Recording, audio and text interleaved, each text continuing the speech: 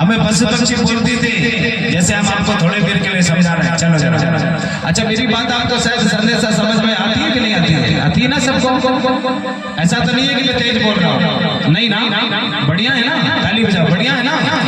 हाँ हाँ, कि भाई ऐसा भी नहीं लगना चाहिए मैं बोला जा रहा हूँ आपको सब बात ऊपर से निकल रही है। हाँ, ऐसा नहीं होना चाहिए, हृदय में तो होना चाहिए ना। तो इसी प्रकार से यहाँ पहले के जमाने में आपने देखा होगा, हमारे घर में जब बूढ़े बूढ़े दादा दाई हो चाहे भैया पैदा हो, पहले के जमाने में पशु पक्षियों से हमारा प्रमाण होता था। फोन हमारी पशु पक्षी होते थे, आज तो फोन आता है जब पता चलता है। पहले के जमाने में सुबह सुबह अचानक अगर कोई मेहमान आने वाले हैं तो हमके घर के किनारे पर कौवा बोलता था। क्या बोलता था गुजरात जी? कौवा बोलता था। वो आगे बोलता था काव काव करके, तो दादी माँ निकलती थी, क्या बात है भैया आज क्या सुनाने वाले हो, फोन आया रहेगा? तो वो उड़ जाता था। तो माता समझ जाती थी कि आज फोन आने वाले, और शाम को फोन आ जाते थे। इसका मतलब है कि पक्षी हमको ज्ञान देते थे। ये पक्षी से हमें प्रमाण होता था। और एक और पक्षी है जो घर में रहती थी, भले वो उड़ती नहीं है पर जिसको मुर्गी बोला जाता है। मुर्गी जानते हैं ना सब? हाँ, हम बहुत बड़ा विधि का विधान बता रहे हैं आपको। मुर्गी के बारे में कभी सोचा आपने? नहीं। सुबह सुबह जब घर से मुर्गी निकलती थी ना पहले, तो जल्दी से निकल के कहाँ जाती थी? वो जाती थी घूरे पे, जहाँ पर रास्ता चलता था वहां पे गई और जल्दी से पंखों में मिट्टी लेती थी। क्या? अपने पंख में मिट्टी लेती थी। गुजरात जी ध्यान रखना। हाँ, अपने पंख में मिट्टी लेती थी और वही मिट्टी को जल्दी से दौड़ के जाती थी और दूर के किनारे जाके हिला देती थी ऐसे। हाँ, तो इससे क्या प्रमाणित होता था? इससे प्रमाण ये होता था, पुराने लोग जानते थे ये बात को, अब के लोग नहीं जानते हैं। वो लोग जानते थे जैसे किसी के घर में बेटा बड़ा है या बेटी बड़ी है, रिश्तेदार आने वाले हैं बेटा बेटी के लिए, तो वो मुर्गी का जो रहता था मिट्टी, उससे समझ जाते थे कि भैया कोई ना कोई मेहमान आने वाले हैं, वो रिश्ता बनने वाला है। तब मुर्गी का परीक्षा देता था, माटी डालते थे। वो मिट्टी क्यों डाला जाता था? ये भैया मैं मिट्टी डाल रही हूँ, जल्दी से घर में साफ करके रखो, रिश्तेदार आ रहे हैं, लड़का लड़की देखने वाले। ताली बजाओ। ये आपको मुर्गी सिखाती थी। हमारे लोगों को किताबों का ज्ञान से पहले हमें प्रकृति का ज्ञान पैदा होता था, और वो ज्ञान को आज भी है और हम भूल जाते हैं। एक पक्षी तो ऐसी है, शायद आपको याद नहीं होगा, एक और जीव होता था कुत्ता, आपने देखा होगा, पहले देखा था। हाँ, पहले के जमाने में कुत्ता को घर में खाना नहीं देते थे, रस्सी में बांध के नहीं रखते थे। 4 बजे रात में जब बकर हाँकने वाला, बकर चलता था, बकर जानते हो? बकर जोताई नहीं जानते? बैल बकर जानते हो ना? वो जोताई होती थी। 4 बजे जब बैल मिल जाते थे घर से, तो यहाँ से वो बैल वाले के साथ में कुत्ता साथ में जाता था, और आगे आगे रात्रि पे रेली रहती थी, तो कोई कीड़ा पतंगा ना हो उससे पहले बैल के सामने से ऐसा सूखा लेता था, कोई जानवर तो नहीं है, साफ कीड़ा पतंगा तो नहीं है, फिर उसके बाद में बैल चलता था। ये परीक्षण होती थी वहाँ। हाँ, हमारा कुत्ता भी हमको काम करता था उस समय पर। अब तो लोग उसको समझ नहीं पाते। बढ़िया रात्रि के समय पर गौ माता को चरा लेता था, सुबह जैसे ही दिन निकलने वाला रहता था और किसान का बकर चल जाता था, बकर ना जाता था, बढ़िया बकर ले लेता था। और यहाँ पे 8-9 बजते थे, और रोटी वाली अगर नहीं आई और लेट हो गई तो कुत्ता समझ जाता था कि आज देवी रोटी लाने वाली लेट क्यों हो गई। तब वो खेत से दौड़ लगाता था और दौड़ लगा के घर जाता था, तो घर के अंदर नहीं घुसता था पहले का कुत्ता। क्या करता था? वो ये द्वार से झांका, ये द्वार से झांका, ये द्वार से झांका, और जैसे ही उसने देखा कि रोटी बांधने लगी पाई, तो दौड़ लगाता था सीधा कहाँ? खेत जाता था। और जो बकर वाला है, जैसे ही दौड़ के कुत्ता जाता, तो बकर वाला समझ जाता था कि अब मेरा यहाँ पे बोले दोस्त आ गया, इसका मतलब है मेरी रोटी लेने के आने वाली भी है, मेरी यहाँ देवी आने वाली है। ताली बजाओ। वो समझ जाता था। ये हमें जानवर प्रमाणित दे देते। एक जानवर तो ऐसा जो पानी को रोक देता है, आज भी प्रमाण है। अगर यहाँ पानी की वर्षा होने वाली है और घटा बादल छा गया और किसानों की बोनी नहीं हुई है खेती में, वो तो बादल को तक रोक देता है। आपको प्रमाणित करूँ मैं आपसे? देखो जरा, एक पक्षी होती है जिसके नाम वो पतले पतले पैर होते हैं, जिसको टिटेरी बोला जाता है। क्या बोलते हो आप लोग? जिनके आकाश की तरह उसके पंख होते हैं, क्या बोलते हैं उसको आप लोग? जो रात्रि में 4 बजे से टिटेरी बोलती है, क्या बोलते हो आप उसे? टिटेरी बोलते हो ना, जिसके पतले पाँव रहते हैं, और वो रात में 4 बजे कोई अगर अकेला निकल रहा है तो वो किनारे में निकलती है और बोलते जाती है, ऐसा बताती है ना। हाँ, वो कभी भी रात में अकेले मिल रहे और कोई जानवर आ गए तो वो तुम्हारे सामने आ जाती थी, आप लोगों के सामने आती थी वो और बोलती थी, हे भैया रुक जाओ ना, इधर कोई जीव जंतु है। हमारे आदिवासियों को पहले बगैर उसके वहां पर प्रमाणित होता था। और अगर कहीं किसान की बोनी बकरोनी नहीं हुई है तो वो पक्षी पे आज भी प्रमाणित है। अगर देख लेते ये गाँव कौन सा? हाँ बसकली, खली का खली, हाँ बसकली। जैसे हमारे बसकली में बोनी नहीं हुई किसानों की और पानी का समय आ गया, बरसात लग गया और यहाँ पे बोनी नहीं हुई अभी, बिल्कुल कोई तैयारी नहीं है किसानों की और पानी का मौसम आने लगा तो वो क्या करती है पता है आपको? अगर कहीं पूरे उनका क्षेत्र में घूम के देखती है और जहाँ पर जिस क्षेत्र में बड़ी नदी होती है ना उस नदी के बीच में जाकर के अंडा रख देती है। क्या करती है वो? बीच नदी में जाकर के अंडा रखती है। देखा है आपने? हाँ ताली बजाओ, बहुत बड़ी बात। वो बीच नदी में जाके अंडा रख देती है और तब तक नहीं फोड़ेगी तब तक किसान की पूरी बोनी बरौनी ना हो जाए, तब तक वो वहां से उड़ान नहीं लगाती। हाँ उड़ान नहीं लगाती है वो, तभी उड़ान लगाएगी यहाँ पे पूरी बरौनी हो गई, बढ़िया हो गए फुर्सत हो गए क्या। हाँ फिर उसके बाद में वो वहां से अपने अंडा फोड़ती है और बच्चों को धीरे से बाहर निकालती है और फिर बढ़िया उसके बाद में किलकारी मारती है और उसी के दूसरे दिन पानी की वर्षा हो जाती है। बोली अपनी सकती फड़ा पहनता। अब आप लोगों ने फड़ा पहनता नहीं समझे होंगे ये क्या होता है? नहीं ना, फड़ा यानी होता है तड़ा, बड़ा यानी पिता यानी भाई यानी माँ, अड़ा। इसके बाद में पेन आने शक्ति आने ठाना यानी चौतरा यानी दिवाला यानी देव और ता का मतलब होता है मस्तक नवाना, फड़ा पेन ता हो गया ना। अब लोग पूछे तो बता देना फड़ा पेन का क्या मतलब होता है। हमसे जो बड़े होते हैं उनका नाम गुणगान गाया जाता है। तो आज भी हमको पक्षी जो है कोई ना कोई रास्ता बताती है, लेकिन हम उनको बिल्कुल भूल गए। कई बार श्री कोई थी एक और पक्षी है जिसका नाम है घुघुआ। कौन जानता है घुघुआ? सभी जानता है। वो रात्रि के समय पर कई बार डरवाता, घुघू ऐसा बोलता है कि नहीं बोलता है? वो 4 बजे रात में बोलता है, नहीं पता? अरे उल्लू तो जानते हो ना, उसी को मैं घुघुआ बोल रहा हूँ। वो कौनी में घुघुआ है, हिंदी में आप उल्लू कहते हैं उसको। तो वो रात में बोलता है कि क्यों आप लोग डर जाते हो ना? कई बार कहते हैं आज हमारे घर में ना जाने किसी ने तंत्र मंत्र कर दिया, ऐसे ही विचार बनाते हैं।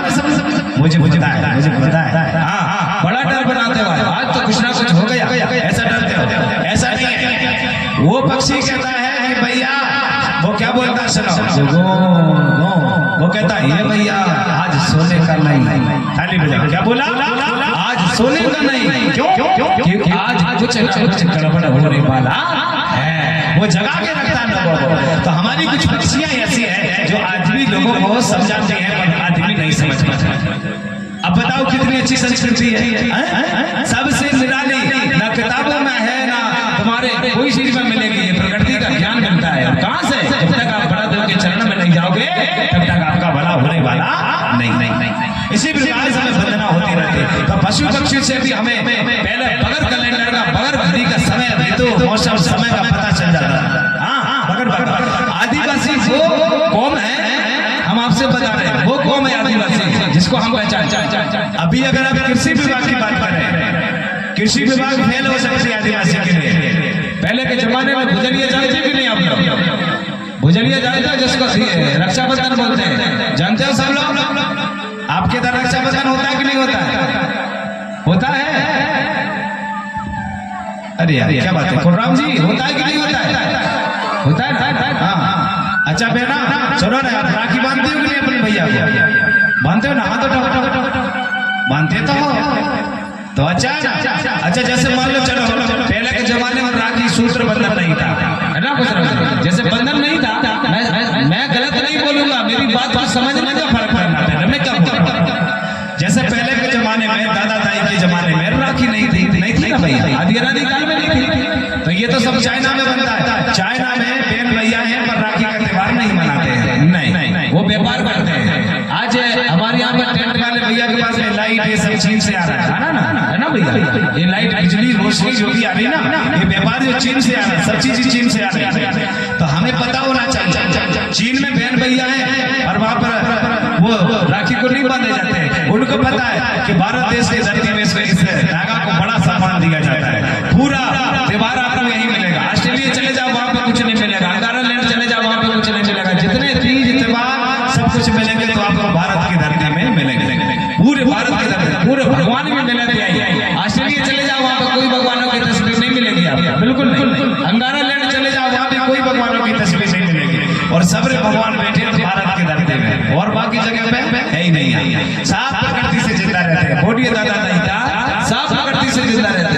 इसलिए क्यों बता रहा हूं मैं, पहले के जमाने में राखी का त्योहार नहीं था, लेकिन बहन भैया का रिश्ता का पालन होता था। जैसे मान लो, चलो आप कहते हो अगर एक साथ राखी ना बांधे तो कहते हो हमारा बहन भैया का रिश्ता क्या न जाने क्या होगा। अरे कुछ नहीं होगा बहना, कुछ नहीं होगा, क्योंकि हमने एक आंचल से दूध पिया है, एक ही आंचल से हमने दूध पिया है, और एक ही इस धरती पे हमने जन्म लिया है।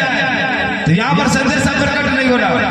यहाँ पर हमको ध्यान रखना, राखी बांधो पर कैसे बांधना चाहिए, कैसे बांधना चाहिए सुनो जरा। जैसे मान लो, चलो अभी राखी बांधे पर थोड़ी देर के बाद टूट गई, तो क्या बहन भैया का रिश्ता छूट गया? बोले राजा, जैसे अभी बांधे वो टूट गई तो क्या रिश्ता छूट जाएगा? नहीं ना। तो एक काम करा ना बहना, मैं कहता हूँ आपसे, आप छोटी सी मत बांधो करो, अच्छे मोटी रस्सी बांधा करो, जब टूटे ना ताली बजाओ, रस्सी बांधा करो ना एक बड़ी सी, अच्छी बड़ी सी रस्सी बांधो। अब आप कहोगे गुरुजी हम क्या बताएं? कुछ ना बताओ, मेरी बात सुनो। अगर राखी मिले चाहे ना मिले, पर आप जब भी अगर भैया के पास जाओ तो क्या लेके जाना? एक बहुत बड़ा फेटा लेके जाना, जिसको पगड़ी बोलते हो। पगड़ी बोलते हो कि गमछा? गमछा, ये गमछा लेके जाना। रक्षाबंधन के त्योहार में बढ़िया बहुत बड़ा गमछा लेके जाना, और भैया को बढ़िया पटा में बिठाना, और हल्दी का तिलक 3 लेकर अपने सिर पे लगाना भाई के, और पगड़ी बांध देना, और कह देना भैया से, ये भैया मैं ये पगड़ी बांध के जा रही हूँ, ध्यान रखना कभी मेरे भाई का सिर नीचे नहीं होना चाहिए, सलाह ऊंचा रहना चाहिए। ताली बजाओ, ये बोल रहा है। ये होती है फिक्र से बहन में भैया का रिश्ता का पालन।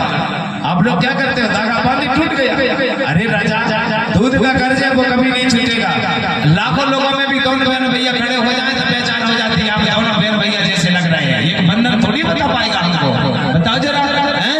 आप कहते हो कि राखी बांधकर हम सबूत देते हैं हम बहन भैया हैं, आप ना भी बांधो तो आप बहन भैया हो। भैया कोई बात नहीं। एक बात और पूछूंगा मैं, हेलो, आप अगर बहन भैया हो ना तो बताओ कितनी बहना जो अपने भैया से जमीन ले चुकी है?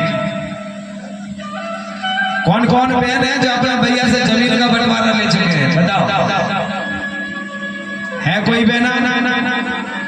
बोलो बोलो।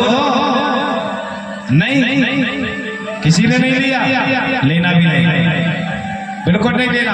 ये हमारी संस्कृति नहीं है, क्योंकि जो भी आपके पति देव के पास होगा कोई आपका सम्मान करना। आप लोग ऐसा नहीं करना कि अपने भाई की जमीन लेना, नहीं। हमारे घर में बहन जब विवाह होता है, जितना दहेज पानी भैया की तरफ से मिल जाए, वो द्वार के किनारे नया मायके का कपड़ा पहनती है, और सेक चावल से दिया जाता है। देती कि नहीं चावल? द्वार में बैठ करके इधर भैया और उधर बहन, जब अपने कपड़े में चावल रख के देती है और कहती है भैया ये दाना पानी जल पान घर द्वार सब छोड़ के जा रही हूँ, आज के बाद मेरे भैया बाबा को भूखा मत रखना, ना आप भूखे रहना, भले मैं आऊँ चाहे आऊँ, और जब भी मैं तुम्हारे द्वार पे आऊँ तो मुझे 1 लोटा पानी दे देना। ताली बजा, मुझे 1 लोटा पानी दे देना।